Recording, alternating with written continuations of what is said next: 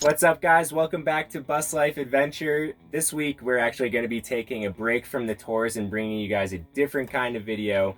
It is DIY tips for Skoolies. So if you're in the build process, if you're dreaming about a Skoolie, if you own a Skoolie and are thinking about a redesign, then these are going to be the videos for you. Today we have our friend Tawny from Since We Woke Up, and she's going to take us through their bathroom, which is incredibly unique and amazing. They used concrete for the walls. So she's gonna take us through all the products they use and their process and everything. So yeah, I'm gonna let Tawny take it away. Hi, my name's Tawny McVeigh, and you're standing in the bathroom of our Skoolie, Oliver. We get a lot of questions specifically about this bathroom. As a matter of fact, it's probably the most asked question that we get.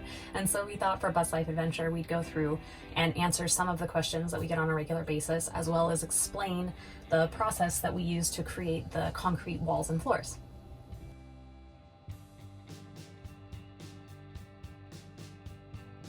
So our bathroom is done wet room style, meaning the entire thing is designed to get wet. We did this for two reasons.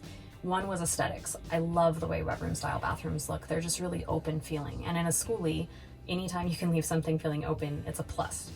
The second reason was functionality. We didn't want to have two separate bathroom spaces where there was a walled off shower on one side and then a toilet and sink situation on the other. We wanted to have an actual bathroom on one side of the bus. And the wet room was an easy way to accomplish that with a minimum of walled off spaces.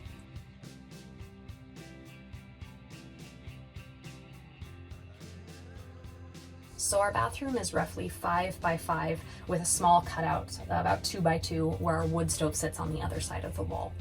In this bathroom, there's the shower, a bathtub, a small basin sink with a storage cupboard underneath that holds our water heater and some other plumbing, and a composting toilet.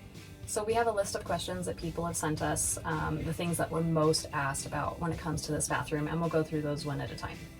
The first one is always, and probably actually the question that we're asked most about our entire bus in general, is what is the product that you used on the walls and floor of your bathroom? Closely behind that is how is it held up and was it easy to use?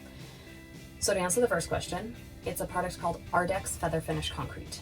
It's a veneer finish product, meaning that you get the look of concrete without the heavy factor, which is a huge positive in a Skoolie build.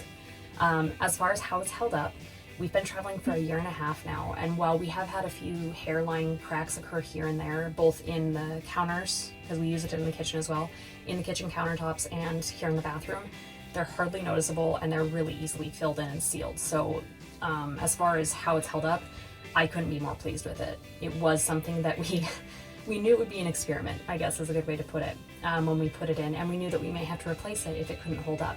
But I'm super glad that we went with our gut and decided just to go for it, because I honestly don't think anything could have held up better.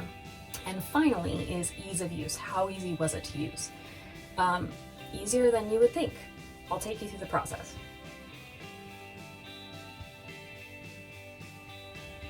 So the process of the Ardex Feather Finish is really straightforward.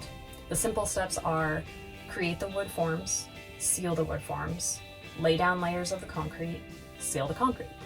To break that down a little bit for you, the first step was creating the outline of the bathroom, the foundation of it.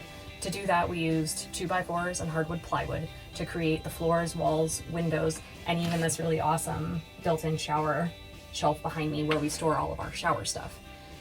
Once that's done, wood is obviously porous and prone to rot if it gets wet. So the next step is sealing in your wood. To do that, we used a mixture of silicone, a silicone mat on the floor, and a paintable rubber product that completely sealed the wood off so that no water could get through to it, even if it happened to get through the concrete. After the wood was ready and the forms were ready, we did one small layer or thin layer of concrete at a time. In between each layer, you let it dry, sand it down to your desired softness, and then add another coat until you're happy with what your wall looks like. For us, we actually ended up leaving the last layer a little bit more rough, because as we were doing it, we realized we really liked the way that textured concrete looked over the totally smooth and sanded down concrete that we'd done in the previous two layers. Finally, concrete is also porous, so it has to be sealed as well. And to do that, we used a heavy-duty regular concrete sealer, several coats of that. As far as maintenance on the concrete, we do, at least once a year, go back and re-water seal the concrete the same way you would on any regular concrete floor or like your driveway, for instance.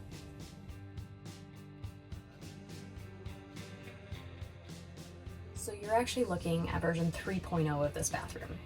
In the very first version, which was our original design, we were positive we needed a washer and dryer. And so we had a very large vanity that had a washer dryer combo underneath of it, and our composting toilet sat on a wheel well behind the shower. However, as we were traveling, we realized that it was actually kind of fun to just go to laundromats while we were discovering places, which was necessary because it turned out that we needed to have our bus plugged in order to use our washer dryer, because otherwise our inverter would blow. And it was a lot of real estate to take up for an appliance that we could hardly ever use unless we were plugged in, which we weren't that often.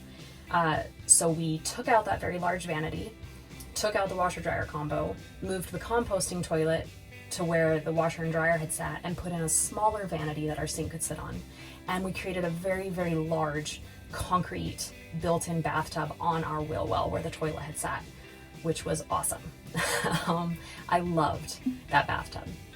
However, a few months ago, we were looking at the space usage on our bus and recognized that we'd really like an extended closet space. We wanted more space in the bedroom. And we realized the easiest way to accomplish that would be to take out the concrete bathtub.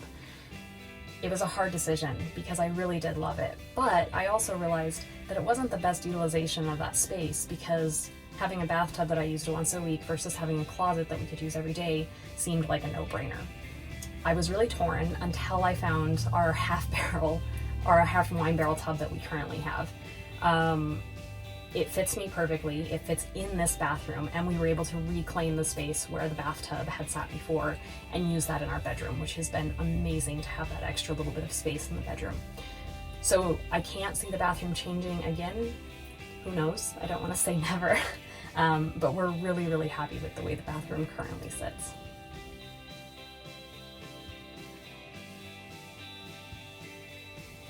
So probably the coolest feature of our bathroom, and another thing that we get asked a lot about, is the wine barrel tub. So in revision 3, when we put that tub in, like I said, it was a super hard decision. And I wasn't sure that I really wanted to get rid of that concrete tub, but I'm super glad I did now, because the wine barrel is awesome for so many reasons. It was already watertight when it came to us, having had a previous life holding wine, which means that every bath I take, there's a small hint of Merlot lingering in the air. It's also not plumbed in, meaning that instead of it having to be stationary where it's at, I can move it inside or outside, which has made for some pretty epic off-grid baths. So the way this works, when it's inside, there's a hole drilled in the bottom. I can unplug it and it drains through the acacia wood tile floors that we have over the concrete floor and into the shower drain itself. If I want to take it outside, I pop it out, open that window, and use the shower attachment to fill it straight out the window. Inside outside bathtub, and it's awesome. To see more of this bathroom or the rest of our bus, go to our blog, sinceWeWokeUp.com, or our social media. We have YouTube and Instagram that goes under the same name. We release content weekly there. Bus Life Adventure has a corresponding blog post where we were able to link to every single product that we used in the build or that you would have seen in today's video, and you can click on the exact products that we used there. If you have any other questions that we didn't get around to or didn't address today, by all means hit us up. Our email is info@sincewewoke.com, or you can get on our Instagram and DM us there as well. Thanks for stopping by. Hope I answered your questions. Thank you so much, Tawny, for providing all that information on your bathroom. It is so cool. And you guys watching the video, let me know what you thought of the bathroom down in the comments. And if you have any questions about it, then tag Since We Woke Up. Also, all the product links are going to be in the description, as well as the companion blog post. So go check that out if you're interested in doing something similar. And I will see you guys in the next one. Peace.